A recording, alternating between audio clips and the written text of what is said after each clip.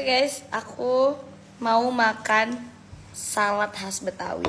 Saladnya orang Betawi. Ini Cepi udah bukain tadi sayurannya, jadi Cepi beli tadi di jalan ketemu asinan. Udah Cepi beli. Ini udah ada timunnya, ada kol, ada toge, ada selada, ada wortelnya. Itu sayurannya. Nah, bedanya itu dia pakai tahu guys, pakai tahu. Aku langsung buka aja ya tahunya ya. Ini tahunya itu belum diapa-apain, bener-bener tahu yang belum digoreng. Dan inilah yang utama, bumbu kacang. Au.